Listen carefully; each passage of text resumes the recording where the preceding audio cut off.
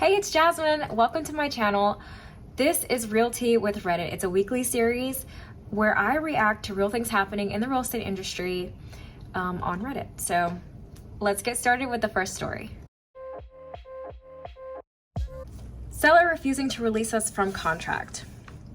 Evening, friends. I'm so physically sick over all of this, and it's hard to even get out.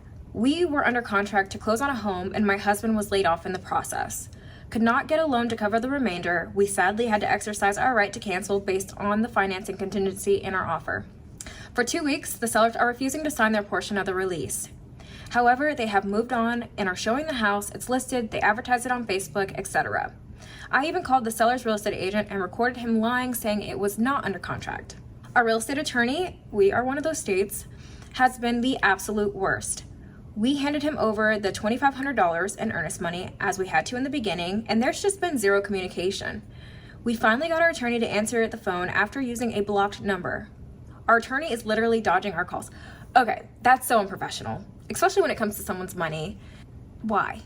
Why would someone do that? Sounds like they're already going through it with the job situation, and also buying a house is a stressful process in itself. And now this. And imagine how awkward that phone call must have been. Like, the Jones are calling, I'm not here, tell them I'm not here. And then they don't know who's calling, and he's like, oh, hey, attorney so-and-so. And they're like, yeah, it's us. That's awkward. I don't know. He said at this point, his literal words, it's a game of who will blink first now. And if they don't blink, I'm just taking the earnest money to the county clerk and you can figure it out with them. That does make sense. What she really needs to do is look at her contract. Well, in the state of Georgia, when you submit your earnest money, you have the option of either having your brokerage that's representing you hold the earnest money, or you can have the real estate attorneys during the deal hold the earnest money. I always recommend the buyer's agent's broker hold the earnest money. They can interpret the contract and they can decide who's entitled to the earnest money. If an attorney is holding it, they can't decide who's entitled to the earnest money if there's a dispute, and it'll have to go to litigation. You'll have to take it to court, and the judge will have to decide who's at fault and who gets the earnest money, and that's just a long process. My husband and I are so confused. Like, what? Isn't the whole point in having an attorney is to, enforce the rules, so to speak? He basically told us that he's going to allow it to happen and has zero intentions of doing anything else. I did my research, and the next step is my attorney should send a demand letter. So I emailed him saying we'd like him to do that. But of course, crickets.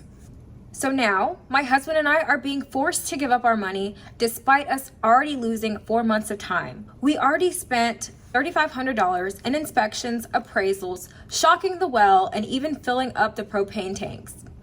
That shouldn't have been done. Honestly, it doesn't sound like they really have an agent here. It just sounds like they went through a real estate attorney that just did the contract, and they didn't really have someone negotiating for them. I would never recommend for a buyer to make improvements on a home that they don't own yet. It should be done by the sellers prior to closing, or done by the buyers after they close. They said, so they're still refusing to sign the release, even though we were going to gift them all of those as a sign of goodwill. Yeah, if that was the case, I've seen it where the buyer does not give up earnest money, and if they're going to do those kind of improvements during the inspection, then they just do those improvements as a goodwill. And if the contract closes, then that was their earnest money, so to speak, because then there would be no benefit to them unless they did close. So now we're just stuck in limbo. I've got a lawyer who's refusing to do his job, and call up the other lawyer and say, hey, my client isn't liable and you need to do your due diligence on your end and sign the release, or they're going to sue for damages. But he won't do it. And then he told us that he doesn't do litigation and that we'd have to find another attorney and lose more money. Okay, that sounds about right. Just not good. I don't know what to do anymore. I'm so angry, and I'm crying angry tears every day. Sad tears. How is this legal? Why won't our attorney do their job?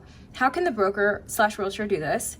If we give up the $2,500, can we sue after in small claims court? Can I report the attorney? What do I do? I am sick in bed again today because of the migraines from overthinking. It doesn't make sense. My realtor can't do anything anymore as it's in the lawyer's hands. Okay, so they had a realtor. It doesn't seem like that person did a good job, but they're not complaining about the realtor. They're complaining about the attorney and the seller's agent. We have called the other party's broker to complain, and she didn't even seem to care that he was posting the house despite us being under contract, and that they're literally heating the home with our propane. That's not good.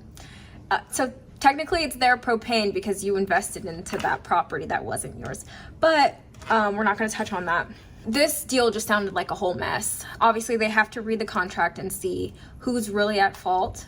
It sounds like they are entitled to the earnest money because their contract ended during their financing contingency. It's unfortunate, like they had to lose their job, but now it's gonna have to go to court. Honestly, if they don't sign that release, the earnest money can't be distributed until that release is signed by both parties. It's unfortunate, but that's why it's always good to have somebody that knows the contracts and can prevent things like this from happening. So that's my take on this story. If you guys have similar stories or like this kind of content, I'd love to hear your experience in the comment section below. I'll see you next week on Realty with Reddit.